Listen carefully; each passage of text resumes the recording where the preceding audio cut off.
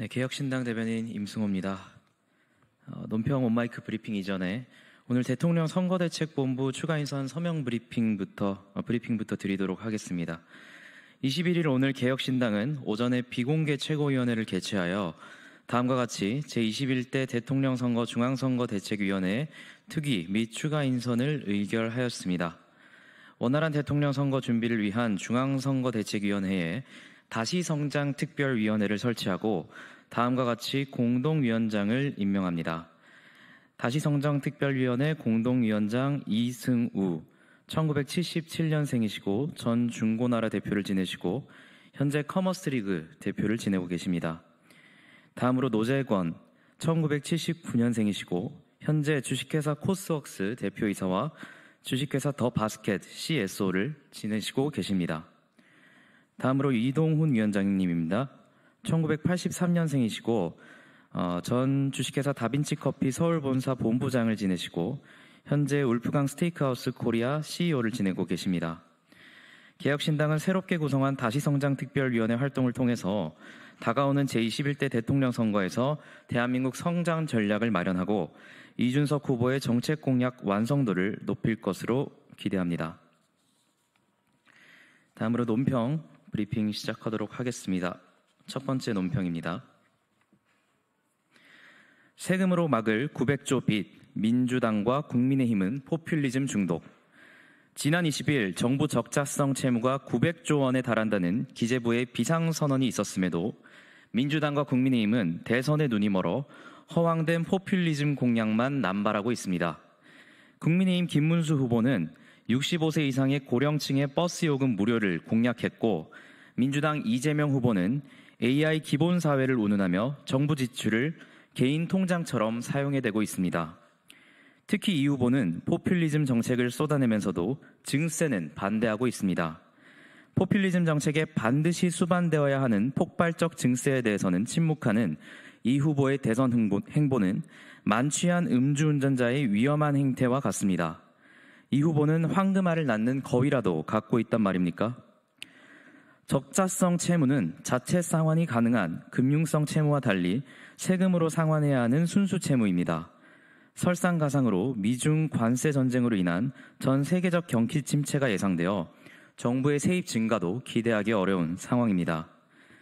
문제는 정부가 기존 채무 상환을 위해 새로운 채권을 발행하는 악순환을 반복하고 있어 미래 세대가 900조 원에 달하는 채무를 떠안게 된다는 점입니다.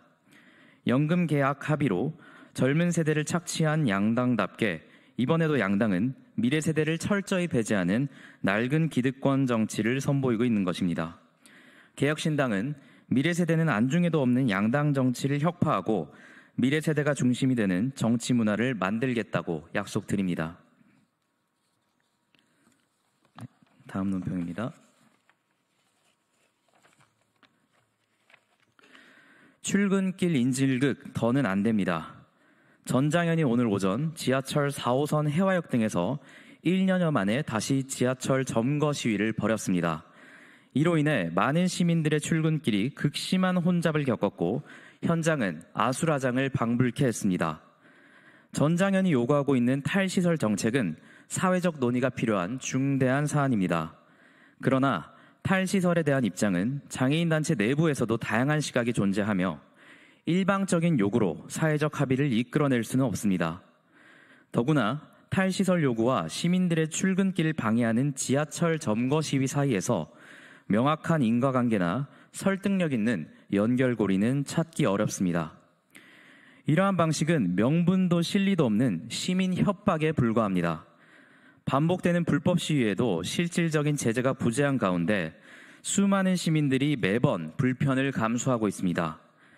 공공질서를 위협하고 시민 권리를 침해하는 행위에 대해서는 보다 엄정한 대응이 필요합니다. 개혁신당은 법치와 공공질서 수호를 위해 이 같은 무분별한 시위 방식에 단호히 반대합니다. 사회적 약자의 목소리는 존중되어야 하지만 그 방식 또한 공동체 안에서 이루어져야 합니다. 다음 논평입니다. 국민조롱 토론회 계엄의 후예 국민의힘답다. 지난 주말 사이 국민의힘의 대선 경선 토론회가 종료됐습니다. 국민의힘이 배출한 대통령의 위헌적 계엄으로 인해 치러지는 대선인 만큼 국민들은 최소한의 반성과 사과의 메시지를 기대했습니다. 이러한 국민들의 기대를 비웃기라도 하듯 토론회는 그야말로 바보들의 행진이었습니다. 탄핵의 원인을 제공한 정당이 MBTI 속에 밸런스 게임 등을 진행하며 시시덕거리는 모습은 불쾌하고 기괴했습니다. 계엄과 탄핵을 거치며 씻을 수 없는 생채기를 입은 국민들 앞에서 희희낙낙하는 모습은 국민들에 대한 조롱이자 기만이었습니다. 토론회의 내용 또한 수준 이하였습니다. 계엄과 탄핵에 대한 반성은 없이 키높이 구두, 생머리 등 유아적 수준의 인신공격과 부끄러운 비난만 난무했습니다. 그야말로 국민의힘답다라는 한 줄 평을 할 수밖에 없습니다. 이쯤 되면 반성과 참여가 아니라 남 탓과 비난이 국민의힘의 정체성 아니겠습니까? 국민들은 더 이상 국민의힘에 대한 일말의 기대도 하지 않습니다. 이제 국민의힘이 국민들에게 사죄할 수 있는 유일한 길은 탄핵에 대한 책임을 지고 후보를 내지 않는 것뿐입니다. 마지막 논평입니다. 주식시장 5천의 꿈, 이재명 디스카운트가 걸림돌. 이재명 민주당 후보가 오늘 코스피 지수 5천 시대를 선언했습니다. 그는 국가가 경제와 산업의 미래 비전을 제시하고 주가 조작 가담자를 엄벌할 것이라고 밝혔습니다. 그러나 이러한 주장은 민주당의 과거 정책과 상충합니다. 그동안 민주당은 반기업적 정책을 추진하며 기업 활동을 위축시키는 여러 조치를 취해왔고 그에 대한 반성 없이 친기업 이미지를 내세우는 것은 신뢰를 얻기 어렵습니다. 특히 노란봉투법을 추진하고 문재인 정부 시절 증권범죄 합동수사단을 폐지한 점은 민주당의 주식시장 친화적 발언을 더욱 의심스럽게 만듭니다. 이재명 후보가 대통령이 되면 그의 반기업적 태도가 시장에 불안감을 줄 가능성이 높습니다. 이는 이재명 디스카운트라는 현실적인 문제로 다가올 것입니다. 개혁신당은 이 문제들을 해결하는데 앞장설 것입니다. 기업에 대한 불합리한 공격에 단호히 반대하며 진정한 시장 활성화를 위한 정책을 통해 경제를 활성화시키는 데 집중할 것입니다. 이상입니다.